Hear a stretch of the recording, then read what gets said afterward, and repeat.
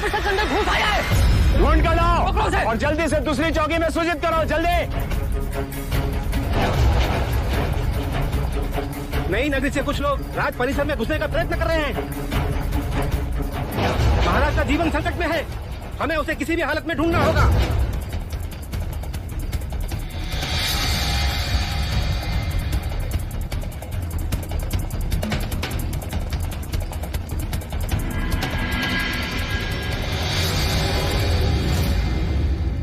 महाराज, नगरकोट की भित्ति फांदकर कोई शत्रु घुस आया है। कोई शत्रु नहीं, आप ही की प्रजा है महाराज। गांव तो छीन लिया, अब सांसें भी छीनना चाहते हैं आप। क्या बोल रहे हो तुम? मैंने लोगों को गांव से दूर किया ताकि रोगियों को चिकित्सा मिले, गरीबों को रोटी मिले, किसी को किसी बात की कमी ना हो। जितना छीना है उससे अधिक देने का प्रयत्न किया मैंने। और सच्चाई तो ये है महाराज, वहाँ अन्न का एक दाना तक नहीं है, भूखा लोग मर रहे हैं वहाँ। अपने प्राणों पर खेल ये यात्रा सुनाने आया हूँ महाराज। किसी भी क्षण वहाँ मृत्यु।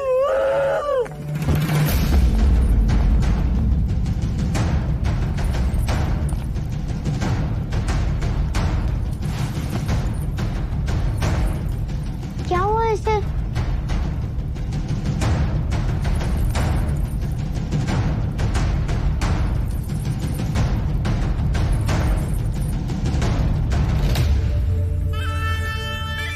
आंखें खोलो।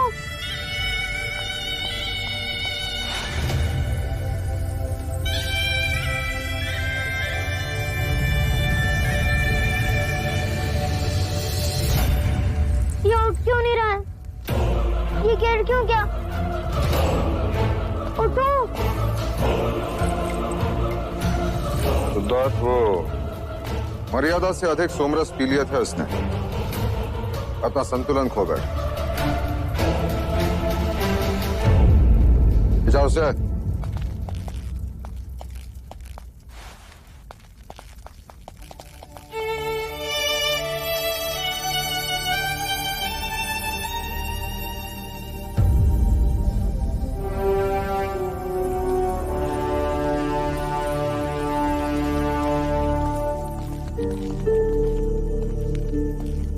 माँ, ये सोमरस क्या होता है?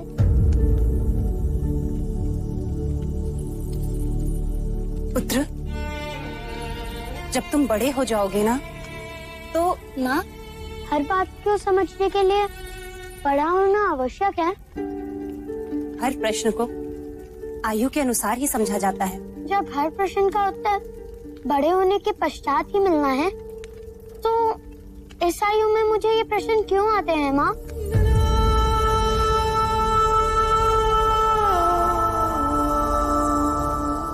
महामंत्री, इस माही की बात पर तुम्हें कितना विश्वास है? महाराज, माही का वचन और उसकी तलवार कपिलवस्तु के लिए हमेशा से निष्ठावान रहे। यदि आज वो रोगी नहीं होता तो हमारी सेना का नेतृत्व कर रहा होता। द्रोणोदन। जी जी भाई महाराज। नई नगरी में अनाज पहुंचाने का दायित्व किसका? वैश्य गौरी गजानन का महाराज। ये वही वैश्य है जो उस दिन न्याय सभा में असत्य बोलते पकड़ा गया था? जी महाराज। कल उसे न्याय सभा में प्रस्तुत किया जाए। जो आज्ञा महाराज।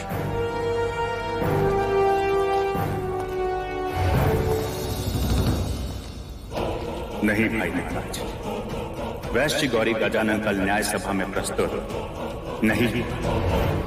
मुझे तो लगता है गौरी, जैसे ही तुम न्याय सभा पहुंचोगे बंदी बना लिए जाओगे। लेकिन क्यों? मुझे क्यों बंदी बनाएंगे? मेरे पास तो महाराज ही का आदेश है, जिसमें स्वयं उन्होंने नई नगरी में अनाज पहुंचाने पर रोक लगाई। कैसी मूर्खों जैसी बातें करते हो गौरी। अगर वो आदेश देते तो क्यों तुम पर क्रोधित होते, क्यों तुम्हें न्याय सभा में बुलाते? सोच गौरी सोच। मेरे भाई, मुझे तो कपट लगता है।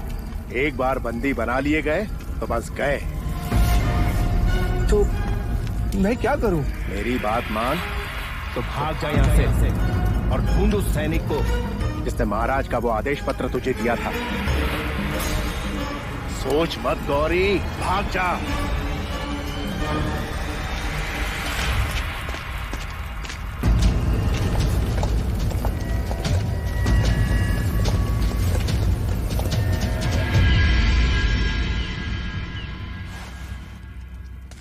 क्या वैश्य गौरी गजानन उपस्थित हैं?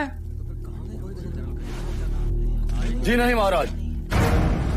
सैनिकों ने राज्य के हर कोने में छानबीन की, किंतु गौरी गजानन की कोई सूचना नहीं मिली। कदाचित वो राज्य। क्या उसकी अनुपस्थिति उसके अपराधी होने की पुष्टि नहीं? जी महाराज। इसके लिए शाक्य न्याय में क्या प्रावधान है? जब तक गौरी नहीं मिलता महाराज, तब तक इस विषय को स्थगित कर दें। ऐसे कैसे स्थगित कर दे अमात्य? ये राजद्रोह का प्रश्न है, महाराज की आज्ञा का उल्लंघन है। न्याय तो होना ही चाहिए। हाँ महाराज, प्रश्न जब राजद्रोह का हो तो न्याय तुरंत होना चाहिए। महाराज, इसके पहले कि मैं आगे कुछ कहूं, आपको अभय वचन देना होगा मुझे। अभय वचन? जी हाँ महाराज।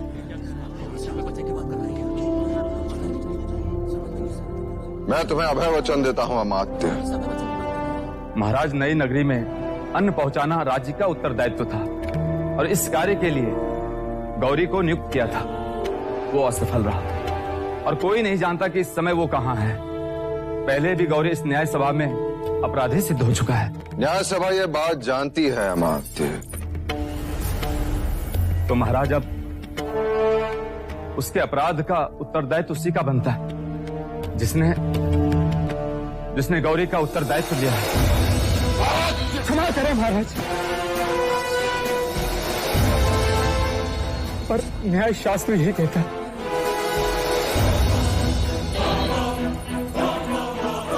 तुम्हारा संकेत युवराज सिद्धार्थ की ओर है। भाई महाराज, आप क्रोधित ना हो और इसे क्षमा कर दीजिए। भाई महाराज, कदाचित अमात्य ठीक कह रहा है। हमें इस न्याय को स्थगित कर देना चाहिए। नहीं द्रोणोदन, न्याय होगा, अवश्य होगा। परंतु भाई महाराज, युवराज सिद्धार्थ तो बालक हैं। वो कैसे गौरी के अपराध के उत्तरदायी हुए? उत्तरदायित्व लेने वाले को कल दंड गृह में प्रस्तुत किया जाए। न्याय वही होगा।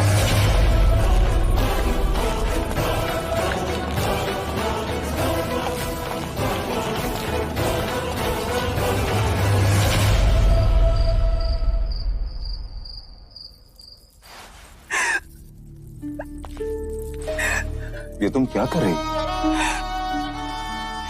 सिद्धार्थ पे दया कीजिए देव, मुझे दंडित कीजिए। मैं कोड़े खाने को तैयार हूं, किंतु सिद्धार्थ को दंड गृह मत ले जाइए।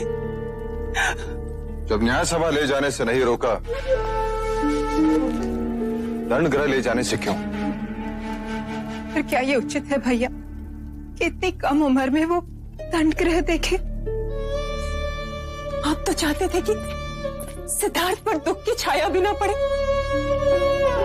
जब नई नगरी के निर्माण के लिए आप प्रजा के प्रति निष्ठुर हुए, तो मैं आपके पुत्र स्नेह को समझ सकती थी, किंतु आज आप अपने उसी पुत्र के प्रति निष्ठुर हो गए। तो अब यह स्नेह किसके प्रति? न्याय के प्रति। जीवन अंत तक सिद्धार्थ अब कभी न्याय नहीं करेगा। हाँ, और किसी का उत्तरदायित्व तो कभी ना लेगा। मैं चाहता हूं कि वो क्षत्रिय बने, सम्राट बने, अपने कुल का नाम उज्जवल करे। क्या राजा राम हमारे कुल के नहीं थे? क्या उनमें करुणा नहीं थी? क्या वह प्रजावत्सल नहीं थे? क्या वह किसी सम्राट से कम थे? क्या वह क्षत्रिय नहीं थे? राम राज्य से बढ़कर और कोई उदाहरण है क्या देव? मैं पिता के साथ साथ एक राजा भी हूं। जब मैं न्यायासन पर बैठता हूं तो उतर जाइए ऐसे न्यायासन से। मैं मैं शाक्य कुल की ऐसी शासन प्रणाली को नहीं मानती जहां एक निर्दोष को उसकी करुणा के लिए दंड दिया जा रहा है। 8 वर्षों में सुख के अतिरिक्त कुछ नहीं देखा। 8 कोड़ों में 8 जन्मों का दुख देख लेगा आपका भतीजा। उसने न्याय सभा के समक्ष गौरी का उत्तरदायित्व लिया था। पर वो अभी बालक ही है भैया। आर्य आर्य आर्य आर्य आर्य ओ आर्य, पता नहीं अब महाराज क्या न्याय करेंगे।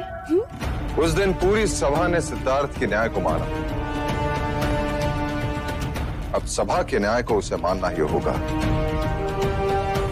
ऐसा न्याय जो शाक्यों के इतिहास में कभी किसी राजा ने नहीं किया।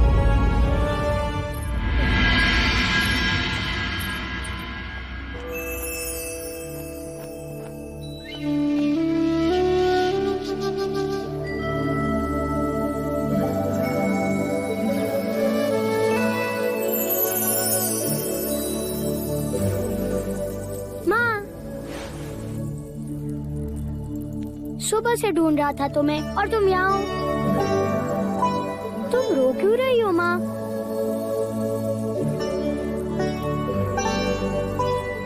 पिछली बार जब मैं गुरुकुल जा रहा था तब भी तुम रो रही थी। जब भी मैं कोई नई जगह जाता हूँ तब तुम रोने लग जाती हो। और लौशिका कह रही थी कि आज मैं दंडगृह जा रहा हूँ। महादेवी, हम युवराज को लेने आए। हाँ हाँ चलो। माँ मैं दंडगृह देख कर आता हूँ।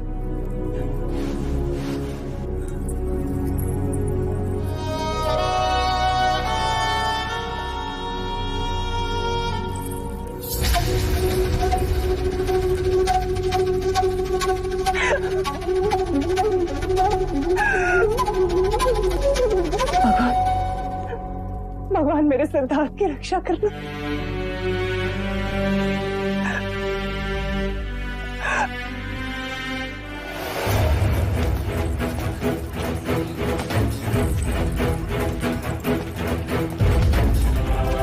इतनी छोटी आयु और इतना बड़ा दंड।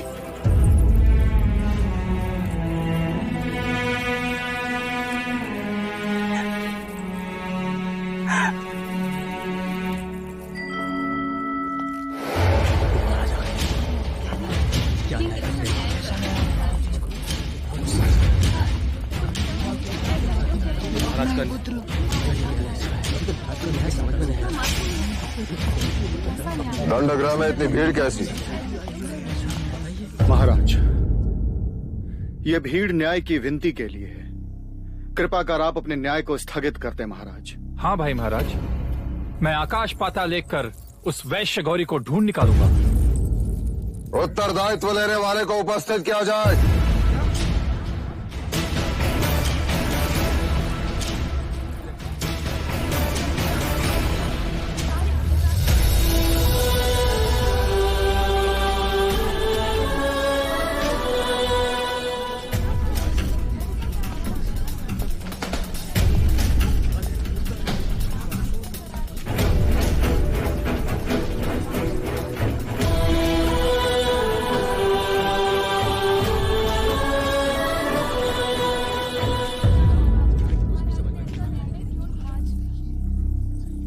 मैं लज्जित हूं कि नई नगरी के लोगों के साथ अन्याय हुआ। अन्न पहुंचाना राजा का कर्तव्य है और ये दायित्व मैंने गौरी को दिया था। उसने दोबारा अपराध किया तो उसका उत्तरदायित्व लेने वाला उसके दंड का अधिकारी है।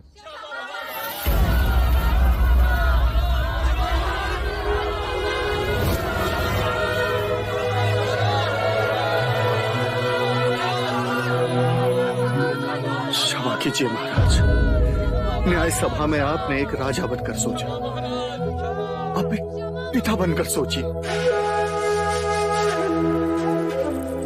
उत्तरदायी दंड भुगतने के लिए सक्षम नहीं, इसलिए उसका दंड उसके पिता को दिया जाता है।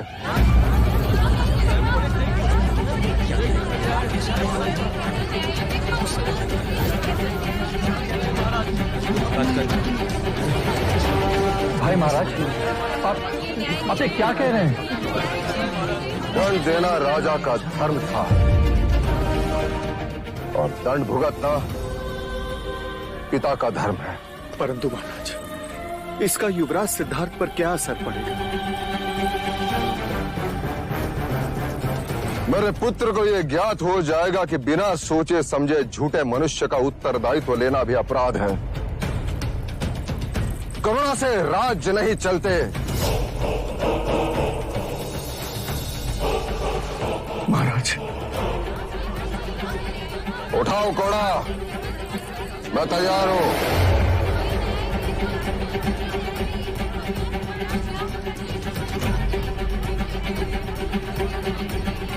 घोड़ा उठाओ, अन्यथा तुम्हें भी दंडित किया जाएगा।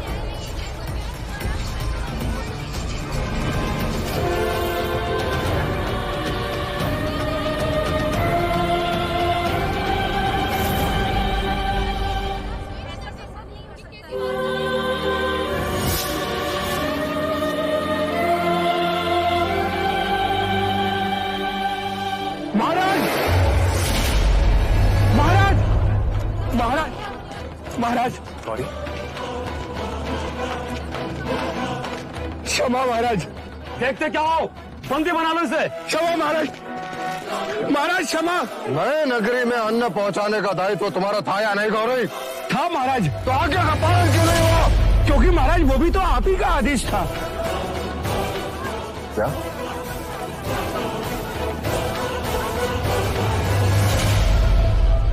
मेरा आदेश? हाँ महाराज, ये देखिए, ये रहा आदेश पत्र। वैश्य गौरी गजानन, इस पत्र के साथ तुम्हें आदेश दिया जाता है कि आज तक राज के आदेशानुसार जो अन्न तुम नई नगरी को भेज रहे थे उसे स्थगित कर दिया जाए।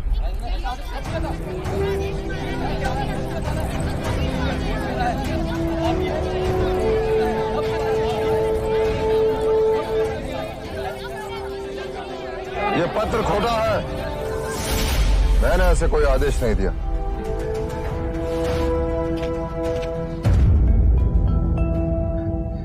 जी महाराज, ये आदेश पत्र खोटा है। परंतु इसका प्रमाण क्या है? इस पर तो राज की मोहर लगी हुई है। मुहर लगाने वाले से एक भूल हो गई है। लोहे की नकली मुहर लगाने के फलस्वरूप इसके सतह पे उभरी हुई हाथी की चित्र खुरदुरी, जो कि असली सोने के मुहर से नहीं होती। ये पत्र तुम तक किसने पहुंचाया? राज्य के एक सैनिक ने महाराज। कहाँ है वो सैनिक? महाराज, मैं उसी को ढूंढ रहा था।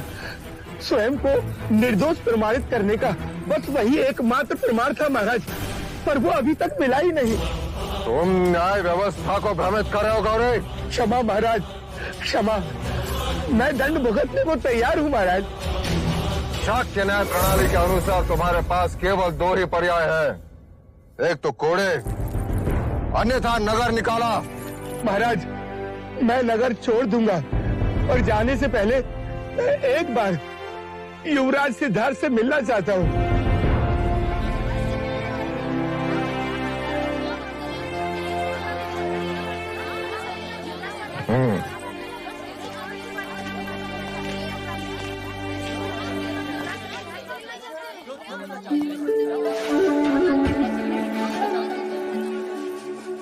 आपने मुझे सत्य के मार्ग पर चलना सिखाया। आपका विश्वास बना रहे, इसलिए मैंने किसी भी तरह का लालच न करके कोई भी छल कपट नहीं किया।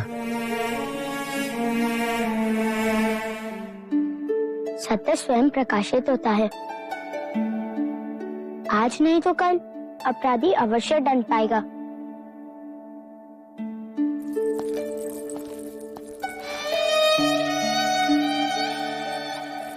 बोलो युवराज सिद्धार्थ की जय, युवराज सिद्धार्थ की, युवराज सिद्धार्थ की, युवराज सिद्धार्थ की, युवराज सिद्धार्थ की, युवराज सिद्धार्थ की, युवराज सिद्धार्थ की, युवराज सिद्धार्थ की।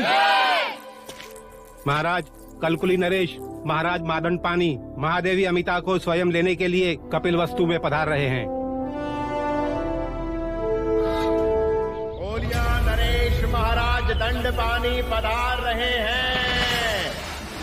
प्रजापति, लगता है वो आ गए। तुम देखना उनके स्वागत में कोई त्रुटि न रहे। अमिता दीदी, आप निश्चिंत रहें।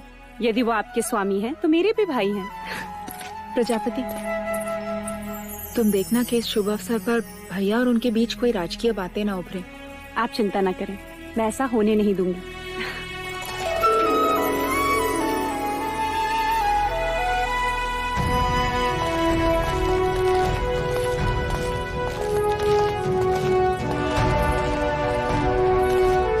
कपिल वस्तु में कोलिया नरेश महाराज दंड पानी के आगमन से हमारा अभिमान और बढ़ गया है। स्वागत है आपका। कदाचित आप संबंध भूल रहे हैं महाराज। कोलिया नरेश इस घर के जमाई हैं। और एक जमाई ससुराल स्वागत का अवसर कैसे जाने दे सकता है?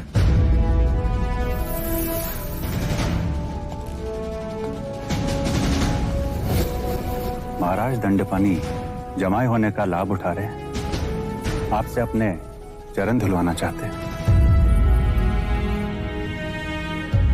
तशला लाइए। चरण प्रक्षालन के बाद ही जमाई भीतर कदम रखेंगे।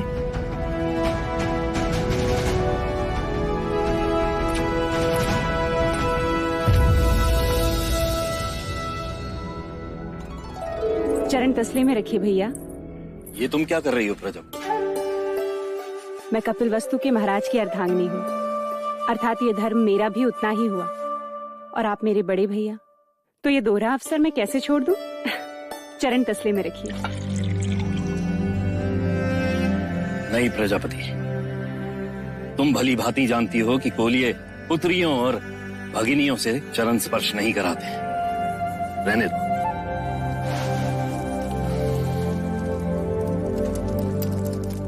कपिल वस्तु में आपका स्वागत है भैया।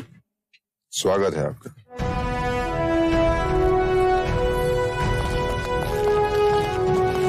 जैसे समाज को सही मार्गदर्शन देना ब्राह्मण का कर्तव्य है, वैसे ही समाज की रक्षा करना क्षत्रिय का कर्तव्य है। और क्षत्रिय बिना शस्त्र के अधूरा है। शस्त्र हमें सुरक्षा प्रदान करते हैं और इन शस्त्रों का ज्ञान देने आए हैं राजा मितुदन।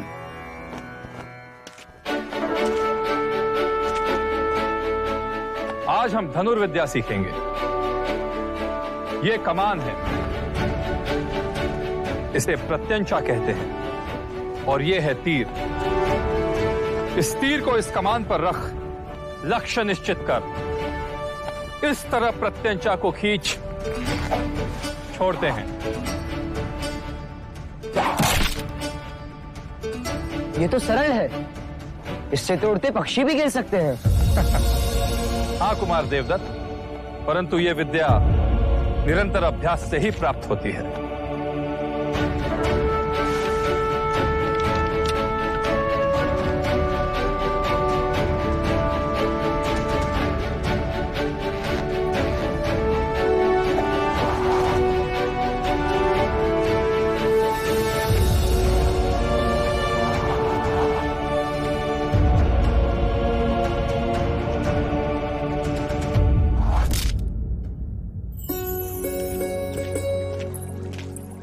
देवदत्त की तरह शस्त्रों का अभ्यास क्यों नहीं करते? मुझे शस्त्र अच्छे नहीं लगते। और अश्व? मुझे सारे प्राणी बहुत अच्छे लगते हैं।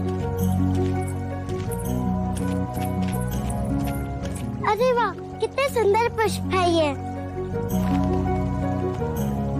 तुम इतने सारे पुष्प का क्या करोगी? मैं इन्हें देवता ले जाऊंगी। हमारे यहाँ ऐसे सुंदर पुष्प नहीं होते।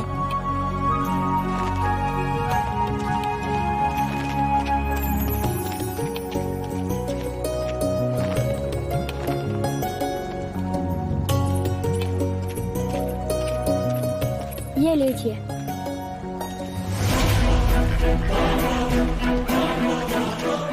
ये तो घायल है।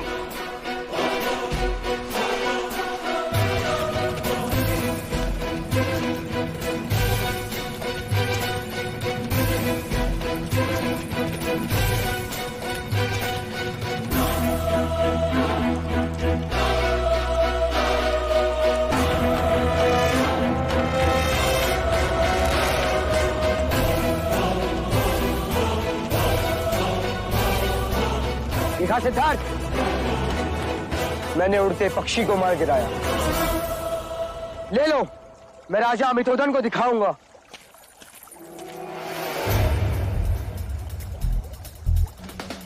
सुना नहीं तुमने? ये मेरा आखेट है।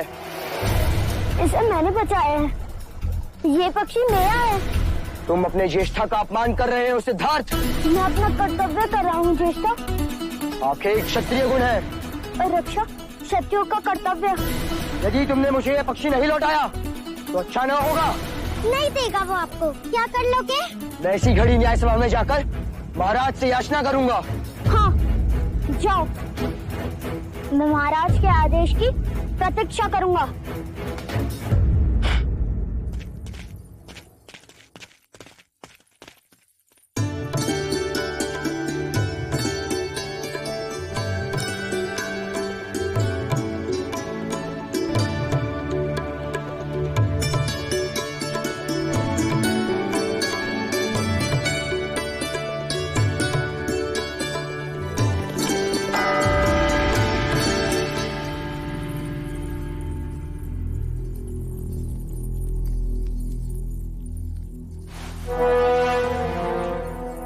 द्रोणोदन, ये न्याय घंट किसने बजाया? मैंने महाराज। महाराज मुझे न्याय चाहिए। देवदत्त, क्या बात है देवदत्त, तुम इतने क्रोधित क्यों हो? आप ही बताइए महाराज। मैंने तीर चलाया, एक पक्षी का आखेट किया, तो उस पर किसका अधिकार हुआ? ये तो उजाले में परछाई जैसी सरल बात हुई। जिसका तीर आखेट उसी का। महाराज, आखेट मैंने किया, पर युवराज सिद्धार्थ ने वो पक्षी मुझसे छीन लिया। मुझे अपना अधिकार चाहिए।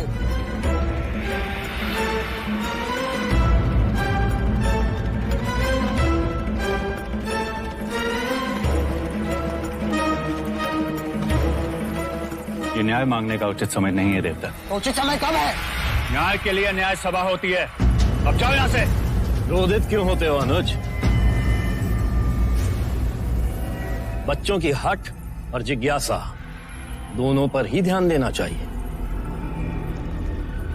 क्यों महाराज शुद्धोदन, उचित कहा ना? आप जैसे गुणीजन अनुचित कैसे कह सकते? जब देवदत्त ने न्याय घंट बजा ही दिया है तो उसे न्याय भी अवश्य मिलना चाहिए। महाराज, महादेवी अचानक अस्वस्थ हो गई है।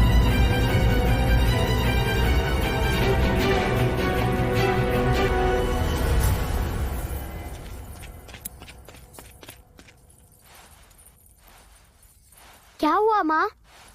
आंखें खोलो, क्या हुआ इन्हें? सुबह प्रार्थना करते समय अपना संतुलन खो बैठी और गिर गई। माँ, क्या आपने भी माही जैसे सोमरस पान किया था जो गिर गए?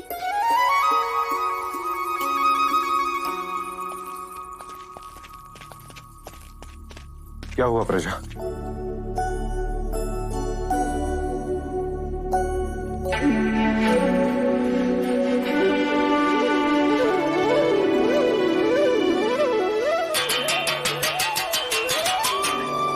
समाचार है भैया, इस बुआ को एक और अवसर मिलेगा नामकरण संस्कार में आने का। महादेवी माँ बनने वाली है। बधाई हो प्रजापति, बधाई हो महाराज शुद्धोदन, बधाई हो। बधाई हो भाई महाराज।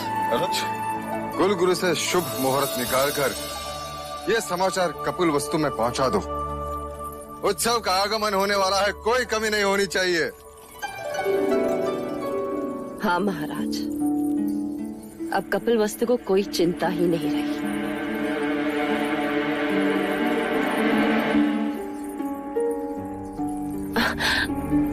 अब यदि असित मुनि की वाणी सत्य भी होती है तो भी राजे को भयभीत होने की कोई बात ही नहीं। नया उत्तराधिकारी जो आने वाला है, क्यों महादेवी, है ना?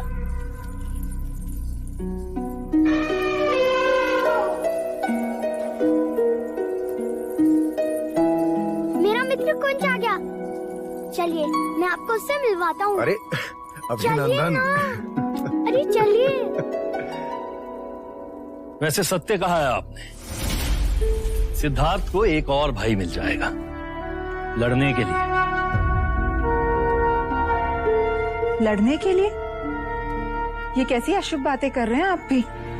जो देख कर आ रहा हूं वही कह रहा हूं अमिता। कुमार देवदत्त ने आज ही युवराज के विरुद्ध न्याय याचना की है। याचना? हाँ, और कल भरी सभा में उस पर सुनवाई भी होगी।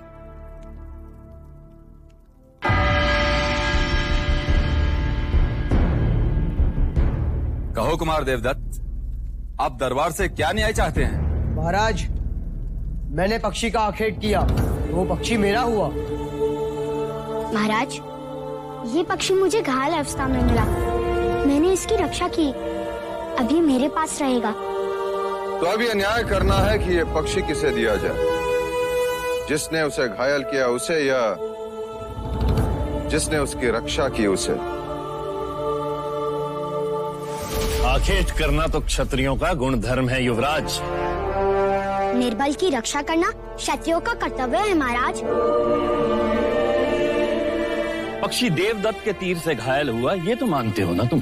पर अब ये मेरी शरण में है, ये बात आप मानते हैं या नहीं? मुझे तुम्हारी क्षत्रियता पे संदेह है। और मुझे तुम्हारी मनुष्यता पर। घायल करने से पीड़ा होती है, चित्कार उठता है, पर रक्षा करने से स्नेह बढ़ता है। जगत में स्नेह बढ़ना चाहिए या पीड़ा? जिस तरह हर बादल से पानी नहीं बरसता, जिस तरह हर वर्ष खेत में एक सा अनाज नहीं उगता, जिस तरह मनुष्य की पांचों उंगलियां एक सी नहीं होती, उसी तरह आखेट भी हर क्षत्रिय का गुण धर्म नहीं हो सकता। सच्चा क्षत्रिय रक्षक होता है, ऐसा आचार्य कहते हैं। धर्म रक्षा क्षत्रिय धर्म, जीव रक्षा परमो धर्म। अब आप ही न्याय कीजिए। दांत भी मेरे और होड़ भी मेरे। कुलगुरु वाचस्पति, कृपा करके आप ही न्याय करें।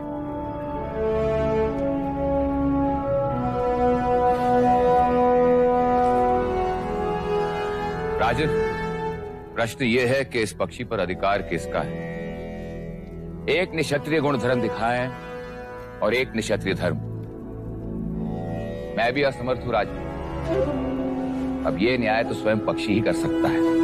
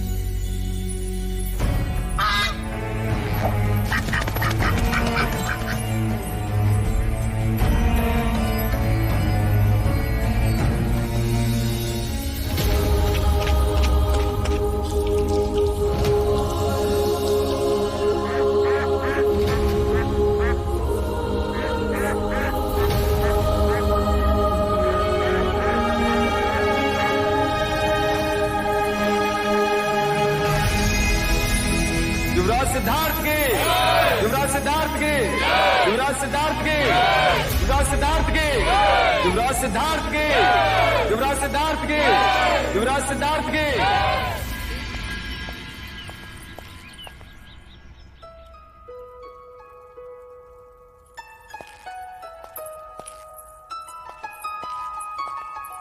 ये सब क्या है प्रजापति?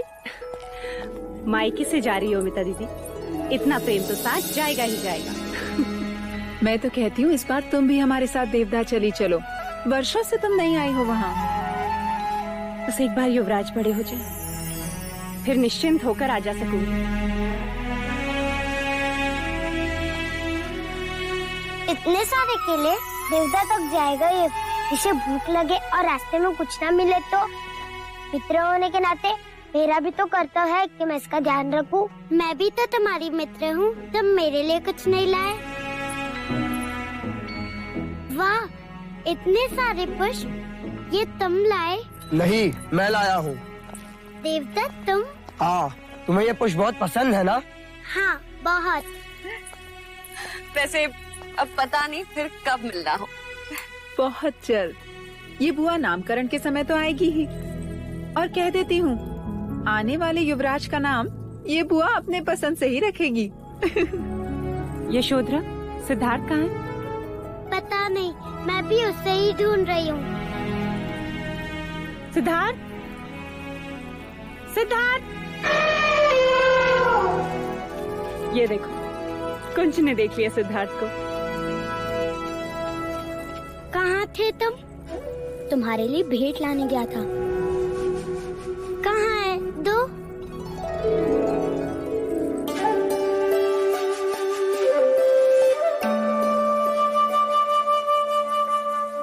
ये क्या है? एक जंगल है। ये तो बीज है। ये कोई भेंट करने की चीज है?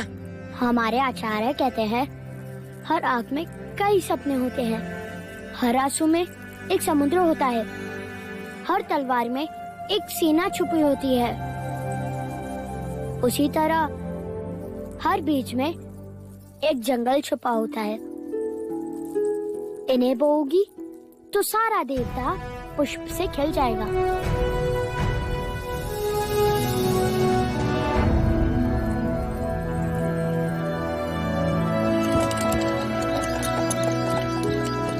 तुम्हारी याद आएगी। याद आने से स्नेह बढ़ता है। जगत में स्नेह बढ़ना चाहिए, ऐसा आचार्य कहते हैं।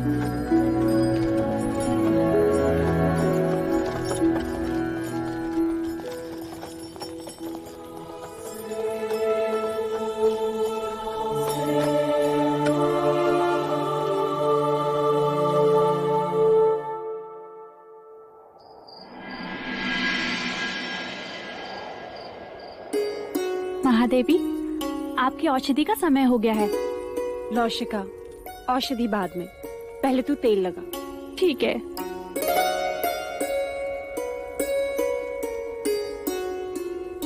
महादेवी, शुभ समाचार सुनकर मन प्रसन्न हो गया है।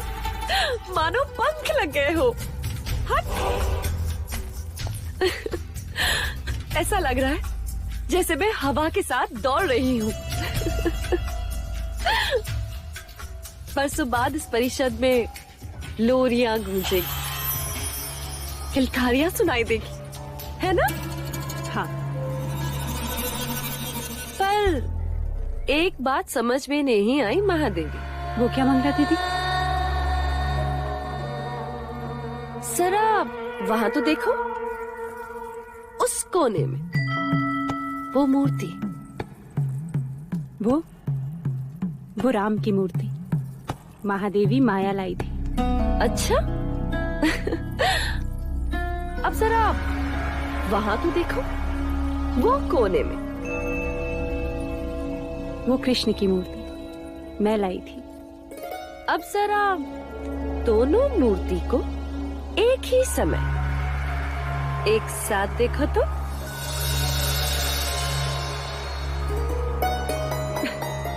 ये क्या ठिठोली है मंगला दीदी? ठिठोली नहीं है महादेवी, सत्य है। अब ये सोचो, एक कोने में सिद्धार्थ खड़े और दूसरे कोने में आपकी होने वाली संतान। तो दोनों का ध्यान एक साथ कैसे रख पाओगी महादेवी? वो दोनों मेरी दो आंखें होंगी मंगला दीदी। दो आंखें एक ही मनुष्य की होती है, फिर भी इनमें कितनी भिन्नता। एक फड़फड़ाए तो शगुन होता है, और यदि दूसरी फड़फड़ाए तो अपशकुन।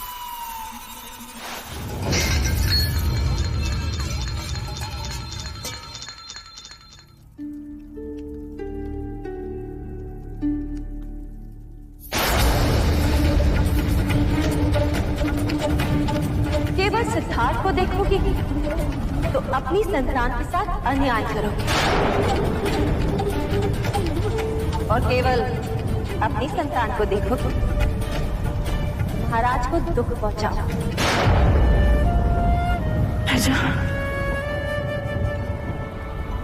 मुझे वचन दे कि तू मेरे सिद्धार्थ को उसकी सगी मां बनकर पालेगी। सिद्धार्थ को एक और भाई मिल जाएगा लड़ने के लिए। ये संतान हर शर्त आपके आगे प्रश्न बनकर खड़ी रहेगी महादेव। मुझे वचन दे कि तुम मेरे सिद्धार्थ के सारे इच्छाएं पूरी करेंगी।